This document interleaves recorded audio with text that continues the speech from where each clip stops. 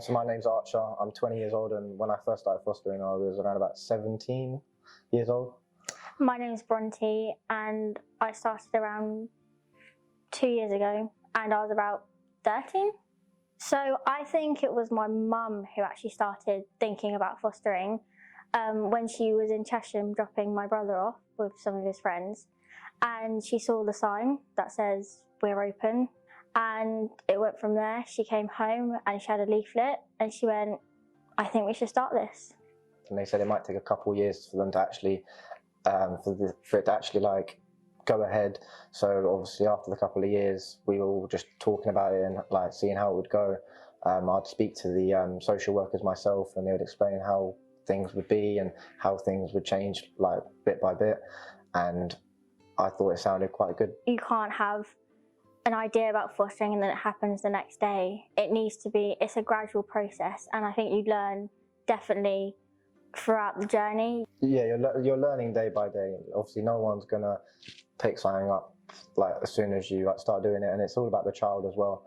When my parents first started fostering I was 17 years old, so I kind of knew what I was going into. Even though I didn't know what I was going into, you kind of know that the child's not going to be coming from a perfect home, and that you will have to be looking after them a little bit more than like a normal child that would be coming around your house. The first child was quite exciting because obviously you're like kind of looking forward to like what it could actually lead to, and you don't actually know how long you could be having the first child for. So yeah, I kind of enjoyed having the first kid, and you kind of just go from that, to be honest.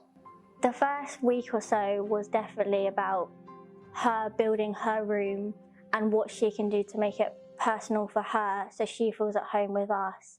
And definitely with that first day, the first 2 days, going out doing something as a family, as going for a walk as we did for the first day, or just making her feel comfortable, not even going out a lot, but just making her feel safe and secure in our home. See, I think we always kind of knew we weren't going to have her for a very long time, so we would do a lot of activities and we would try to get involved with her as much as we could.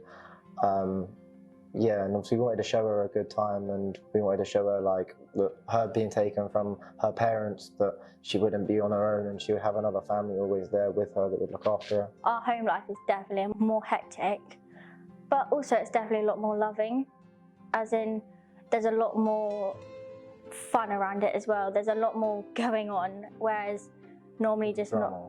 Yeah, definitely a lot more drama, but also there are good days where you just have, even just to sit down and watch a movie, not even going out, can just be one of the best days as well. Since we've started fostering, we've had to make a couple changes around the house. Like we're not allowed to have razors around the bath anymore because of the foster child not playing with them.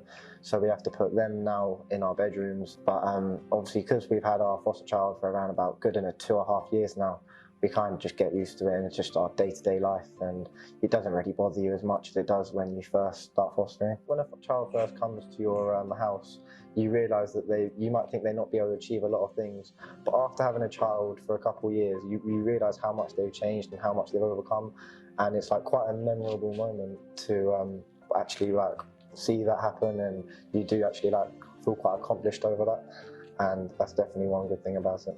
I think how parents should support their children during this process and the journey is definitely having that time with each other as a family, just one-on-one, spare like free time, and having that reassurance that they're always going to be there as well for you, but as for the foster child as well.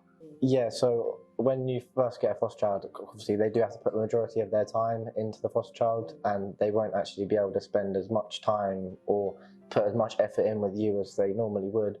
But that can eventually change later on in. They just need to first reassure the child, and they gradually just need to build the relationship with both of you. I'm definitely thankful that my parents decided to do this and make us realise life situations as well.